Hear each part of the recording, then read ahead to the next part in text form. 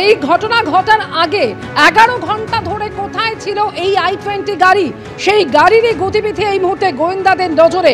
সকাল 7:30 অর্থাৎ 7:30টায় সোমবার হরিয়ানার ফরিদাবাদে প্রথম দেখা গিয়েছিল এই বিস্ফোরণে ব্যবহৃত গাড়িটি। এরপর সকাল 7:30টায় ফরিদাবাদের এশিয়ান হাসপাতাল থেকে বেরোতে দেখা যায় উমারের i20।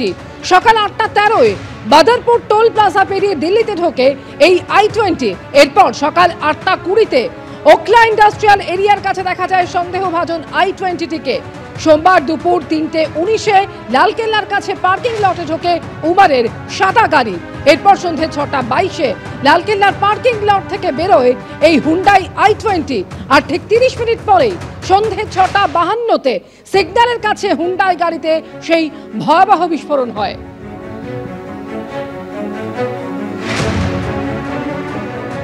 আর দিল্লিতে বিস্ফোরণের পর জরুরি বৈঠকে কেন্দ্রীয় স্বরাষ্ট্রমন্ত্রী দফায় দফায় বৈঠক হয়েছে। সকালের পর বিকেলেও বৈঠক ইতিমধ্যেই শুরু হয়েছে এবং সেই বৈঠকে দিল্লির পুলিশ কমিশনার সহ উচ্চপদস্থ আধিকারিকরা তারা উপস্থিত রয়েছেন। এই বৈঠক সম্পর্কে আর কি জানা যাচ্ছে সরাসরি জানবো। বিজেন্দ্র সিংহ এই মুহূর্তে রয়েছেন আমাদের সঙ্গে। বিজেন্দ্র, দেখো, এই বৈঠক এই মুহূর্তে স্বরাষ্ট্রমন্ত্রকে চলছে এবং স্বরাষ্ট্রমন্ত্রী অমিত শাহ মিটিং সকালে একবার 11টায় তার বাসভবনে মিটিং হয়েছিল এবং তারপর 3টে থেকে যে মিটিং স্টার্ট হয়েছে সেটা এখনও চলছে। এবং কোথাও না কোথাও একটা প্রশ্নের মুখেও রয়েছে নিরাপত্তা, কেন কি 14 বছর পর দিল্লিতে আমরা এই ধরনের বিস্ফোরণ দেখলাম। 14 বছর আগে দিল্লি হাইকোর্টে ব্লাস্ট হয়েছিল, তারপর থেকে নিরাপত্তাই ছিল দিল্লি, কিন্তু আবার টেরর মডিউল স্ট্রাইক করেছে দিল্লিকে। এবং মনে রাখতে হবে এটা পুলওয়ামা এবং পহেলগামের পর কাশ্মীরের সঙ্গে যুক্ত রয়েছে জঙ্গি সংগঠন, এরম তাদের নাম উঠে আসে যারা দিল্লিকে স্ট্রাইক করলো। এই স্লিপার সেল যারা ফরিদাবাদে কাজ করছিল এতদিন ধরে, তাদের ওপর কেন নজর পড়েনি? কেন শেষ দিকে যখন তাদেরকে আইডেন্টিফাই করতে সফল হয়েছে সিকিউরিটি এজেন্সিসরা, তাদেরকে অ্যারেস্ট করেছে, সেখান থেকে এত মাত্রার বিস্ফোরক পাওয়া গেছে এবং সেখান থেকে উমর বেরিয়ে আসার পর বিস্ফোরণ হয় এখানে, তার লিঙ্কগুলো আর কোথায় কোথায় রয়েছে এটাও দেখা যাচ্ছে কি এটাতে এখন অবধি কোনো টেরর সংগঠন ক্লেম করেনি কি তারা এর পেছনে রয়েছে।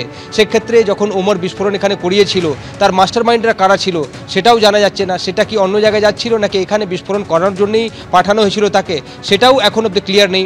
অফিসিয়াল কমিউনিকেশন আমরা দেখি সরকারের তরফ থেকে সেটা অ্যাক্টেস হয়েছে। গতকাল স্বরাষ্ট্রমন্ত্রী বলেছিলেন কি i20 কার একটা ব্লাস্ট হয়েছে এবং সেখানে যারা যারা দোষী তাদেরকে শাস্তি দেওয়া হবে এবং সব অপশন সব পসিবিলিটিসগুলোকে নিয়ে তদন্ত চলছে। প্রধানমন্ত্রী আজকে ভুটানের মাটি থেকে বলেছেন কি যারা দোষী তাদের বিরুদ্ধে ব্যবস্থা নেওয়া হবে এবং কড়া পদক্ষেপ নেওয়া হবে তাদের বিরুদ্ধে। কিন্তু তার বাইরে গিয়ে কেন এত বড় একটা সিকিউরিটি ফেলিয়ার হলো, কেন কি এটাও একটা প্রশ্ন উঠছে। দিল্লি নিরাপদ ছিল গত 14 বছর ধরে, কখনো আমরা দেখছিলাম না এই ধরনের ঘটনা, এর আগে হতো বারবার, কিন্তু যে দিল্লিতে যে ব্লাস্ট হয়েছিল হাইকোর্টে তারপর থেকে এই ধরনের কোনো বিস্ফোরক বা কোনো এই ধরনের নাশকতার আমরা টেরর অ্যাক্টিভিটি দেখিনি দিল্লিতে। কেন হলো সেটা একটা প্রশ্ন রয়েছে এবং বারবার মিটিং করছেন। আজকে স্বরাষ্ট্রমন্ত্রী একটা ম্যারাথন মিটিং 1.5 ঘন্টার মিটিং হয়েছিল তার বাসভবনে। এই মুহূর্তে তার অফিসে কর্তব্য ভবন রয়েছে, সেখানে যে মিটিং চলছে সেখানে মিটিংয়ের পর মনে করা হচ্ছে কোনো আনুষ্ঠানিকভাবে সরকারের তরফ থেকে জানানো হবে কি এনআইএ যেহেতু এখন তদন্ত তাদের হাতে নিয়েছে, প্রাইমারি তারা কি মনে করছেন কী ধরনের বিস্ফোরক এখানে ছিল এবং দ্বিতীয়ত কারা টেরর মডিউল এবং এদের আরও কোনো সক্রিয় সদস্যরা অন্য জায়গায় রয়েছে কিনা সেটাও জানা যাবে। লালকেল্লার কাছে বিস্ফোরণের আগে প্রায় 11 ঘন্টা কোথায় ছিল উমরের i20 গাড়িটি? জানা যাচ্ছে সকাল 7:30টায় গত সোমবার হরিয়ানার ফরিদাবাদে প্রথম দেখা যায় বিস্ফোরণে ব্যবহৃত গাড়ি। ফরিদাবাদে এশিয়ান হাসপাতাল থেকে বেরোতে দেখা যায় উমরের i20 গাড়িটিকে। এরপর 8:13 বদরপুর টোল প্লাজা পেরিয়ে দিল্লিতে ঢোকে বিস্ফোরণে ব্যবহৃত এই সাদা রঙের i20 গাড়িটি।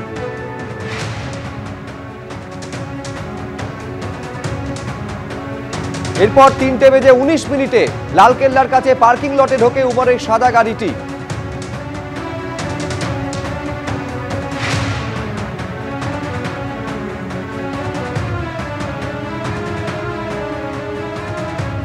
আর তারপর 6:22 পার্কিং লট থেকে বেরিয়ে যায় গাড়িটি। 6:52 ঘটে বিস্ফোরণের ঘটনা, যে ঘটনা এখনো পর্যন্ত 12 জনের প্রাণ কেড়ে নিয়েছে। আর তারপরে উচ্চ পর্যায়ের বৈঠক দফায় দফায় করেছেন কেন্দ্রীয় স্বরাষ্ট্রমন্ত্রী।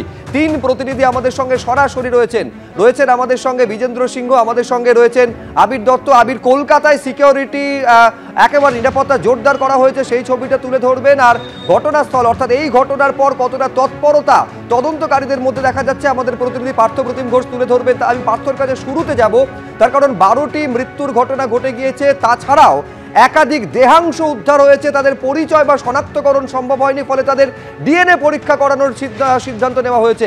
আর তারই মধ্যে ঘটনাস্থলে কিছুক্ষণ আগে ফরেনসিক এক্সপার্ট তারা পৌঁছেছেন। পার্থ আরো বিস্তারিত এই নিয়ে বলতে পারবে। পার্থ, গতকাল রাতের থেকেই ফরেনসিক বিশেষজ্ঞরা তারা এসে পৌঁছেছেন এবং তার সঙ্গে তুমি জানো যে ইতিমধ্যে এনআইএর টিম তারা তো রয়েছেন, পাশাপাশি এনএসজির টিম তারা কিন্তু এসে পৌঁছেছিলেন। আজকে দুপুর পর্যন্ত এনএসজির টিম তারা ছিল।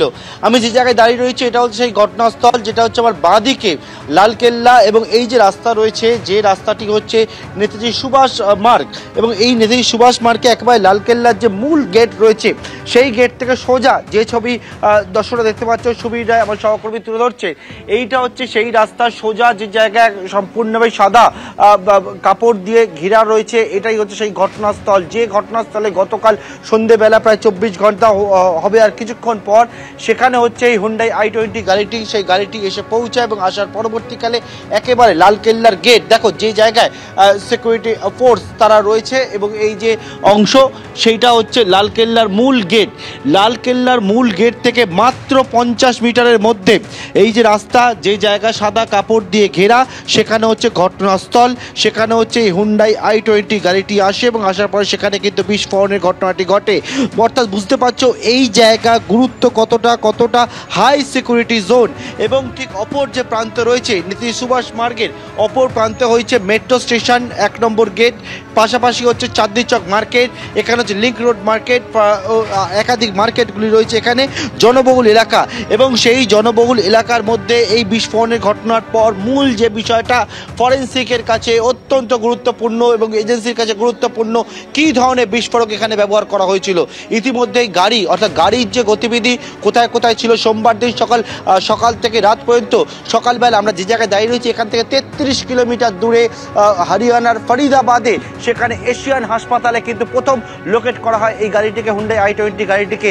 এবং তার পরবর্তীকালে সেখান থেকে এখানে যা 33 কিলোমিটার রাস্তা 1.5 ঘন্টার মতো লাগে, কিন্তু এরপর এই গাড়িটি বিভিন্ন জায়গায় ঘোরে এবং ঘোরার পরবর্তীকালে দুপুর 3টের পর গাড়িটি এসে পৌঁছায় একেবারে এই লালকেল্লা, আমার বাঁদিকে যে ছবি দেখাবো সেই লালকেল্লার পাশে যে পার্কিং লট সেই জায়গায়। এবং সেখান থেকে সন্ধেবেলা গাড়িটি বেরোয় যখন 6:52 বিস্ফোরণের ঘটনাটি ঘটে তার আধ ঘন্টা আগে, এবং বেরিয়ে দিল্লির বিভিন্ন জায়গায় ঘোরে। এই রাস্তা আসার জন্য 2.5 কিলোমিটারের মতো রাস্তা, এবং সেটা বিভিন্ন জায়গায় ঘোরার পর এই জায়গায় আসে বিস্ফোরণের ঘটনাটি ঘটে।